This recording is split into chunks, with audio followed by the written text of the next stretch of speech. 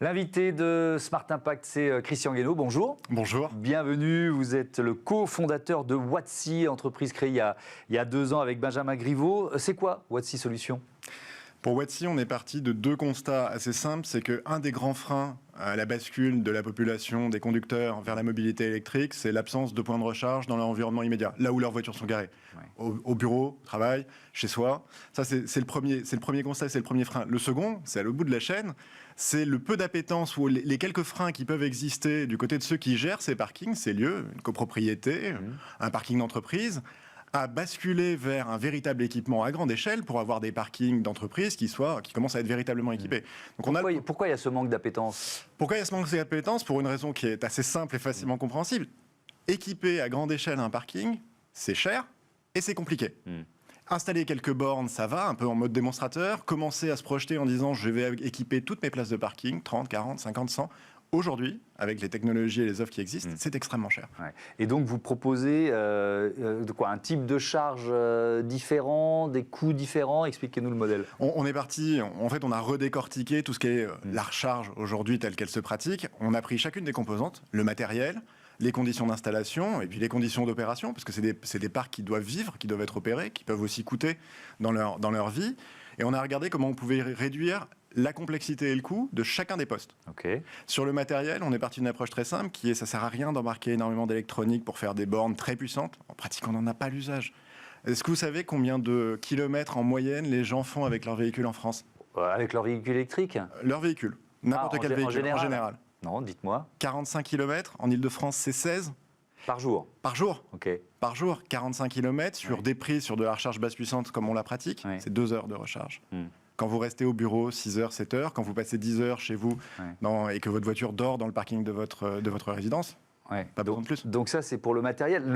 Ça veut dire que le modèle de recharge rapide, c'est bon pour les autoroutes, il n'y en a pas besoin ailleurs, c'est ça ? C'est totalement complémentaire. Il les faut sur les autoroutes, sinon l'électrique ne se développera pas, et ça commence à venir, et c'est bien. Mais le gros de la recharge, les gens rechargent leur voiture comme ils rechargent leur téléphone, c'est-à-dire souvent et un peu. Et ça ne marche que si vous pouvez recharger là où votre voiture est garée 95% de son temps de vie. Donc ça veut dire que, on reviendra sur l'installation et l'opération, mais votre cible, c'est beaucoup les entreprises forcément, parce que c'est pendant les heures de bureau qu'on va pouvoir recharger sa voiture. Clairement, c'est beaucoup du B2B. Alors ça ne veut pas dire que ça n'a pas une incidence à la maison, parce que ce que commencent à faire de plus en plus les entreprises, c'est non seulement d'équiper leur parking, mais c'est aussi d'équiper leurs collaborateurs. Quand vous avez des véhicules utilitaires d'agents qui se déplacent sur le territoire, la plupart du temps, les voitures dorment chez le collaborateur. Avant, ils se rechargeaient, ils allaient faire leur plein avec une carte carburant dans une station-service. Aujourd'hui, le meilleur endroit pour recharger leur véhicule d'intervention électrique, c'est chez eux. Donc on commence aussi à installer des prises chez les collaborateurs, mais financées par les entreprises. Et alors, donc, sur cette partie du modèle, l'installation, qu'est-ce que vous avez changé par rapport à ce qui existait ? Alors, il y a des choses sur lesquelles on ne fera pas de magie, et c'est très bien, il y a des normes, il faut les respecter, mais il y a une chose sur laquelle on se différencie, c'est de dire, pour des installations qui restent raisonnables, il n'y a pas besoin de réinventer la roue et de reconstruire une infrastructure électrique, de faire intervenir Enedis. Nous, on va au maximum conseiller à nos clients de réutiliser le réseau électrique qu'ils ont déjà. Et très souvent, ça permet déjà d'installer pas mal de places. Et ça, c'est possible parce que vous êtes dans la logique de batterie basse puissance, de recharge basse puissance. Exactement. Parce que si on veut de la recharge rapide, là, il faut travailler sur l'infrastructure. Tout à fait. C'est bien la logique. Mais pour commencer à se mettre le pied à l'étrier, en réalité, il n'y a pas besoin d'un gros investissement. Le but, c'est de pouvoir s'y mettre rapidement.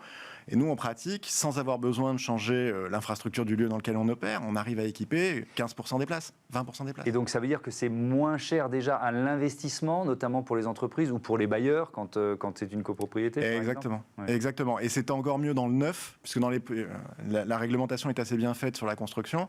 C'est qu'il y a déjà beaucoup de choses qui sont prévues, et notamment il y a une réserve de puissance dans laquelle nous, on arrive, il suffit de poser nos prises, il y a déjà tout ce qu'il faut pour. Donc oui, ça permet de réduire le coût d'investissement au départ pour nos clients. Alors, ensuite, il y a l'utilisation. Donc, on a dit le matériel d'installation. L'utilisation, là aussi, qu'est-ce qui change avec le modèle Watsi ? On a essayé, c'est un peu comme au début de la téléphonie mobile. C'était la jungle, c'était compliqué, les tarifs, les conditions d'accès, se fournir des téléphones. Nous, on est arrivé avec un ADN de boîte de service qui est de dire il faut que ça reste simple. Je ne vais pas citer de nom, mais quand vous utilisez une appli pour le parc-mètre, dans les villes de France.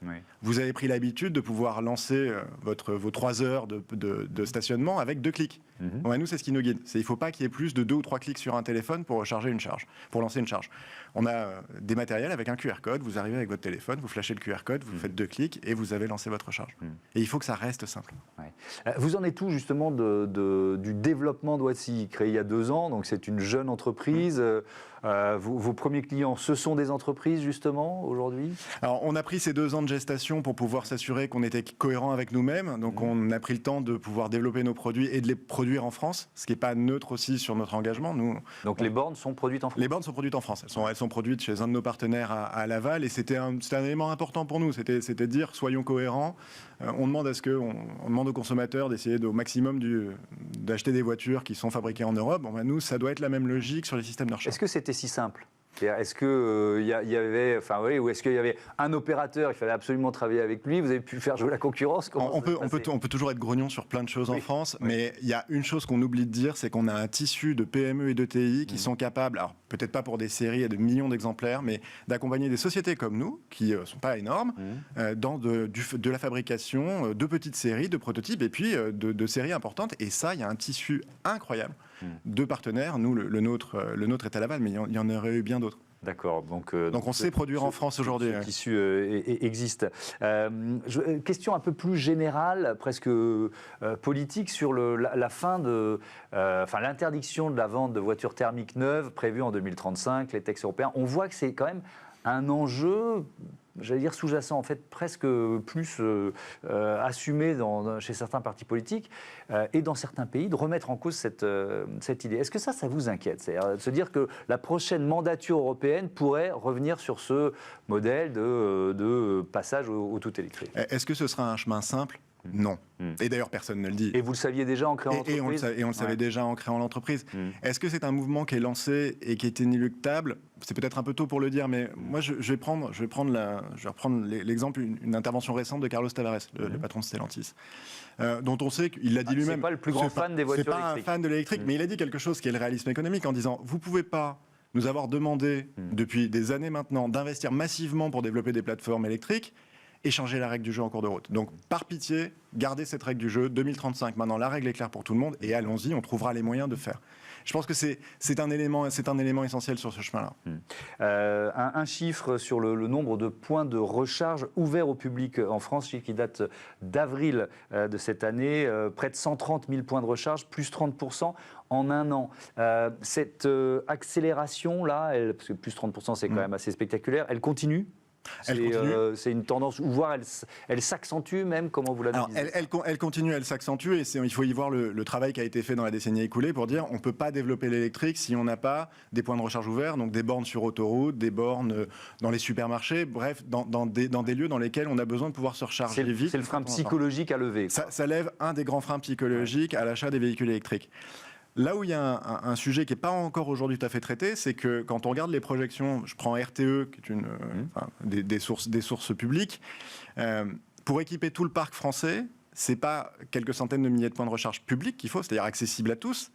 Il faut 12 millions de points de recharge, dont quasiment 10 millions va être dans des lieux privés. Oui, alors c'est ce que vous faites. Exactement. Parce que vos bornes, elles sont en entreprise ou chez les particuliers. Et ça, on n'est pas en avance.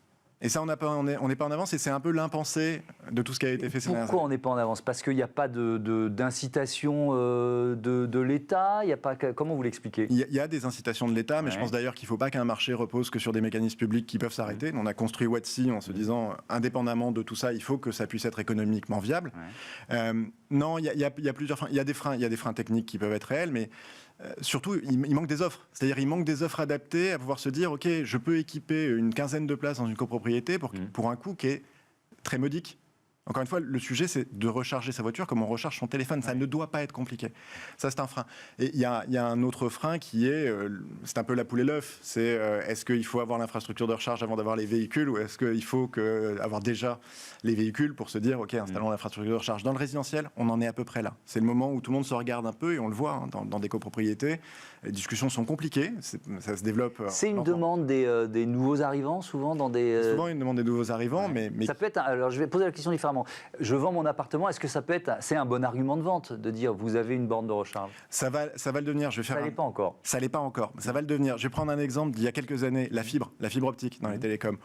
début, on a dit, bon, la DSL, ça marche bien, ça suffit. Et puis aujourd'hui, pouvoir dire, mon bien, ma villa, mon logement est équipé en fibre optique et puis capte bien le mobile, ça devient quelque chose qui est demandé systématiquement par les acquéreurs. On est, nous, convaincus que ça va être exactement la même chose pour la recharge. Merci beaucoup, Christophe Guénaud, et à bientôt sur Bismart. On passe à notre débat tout de suite.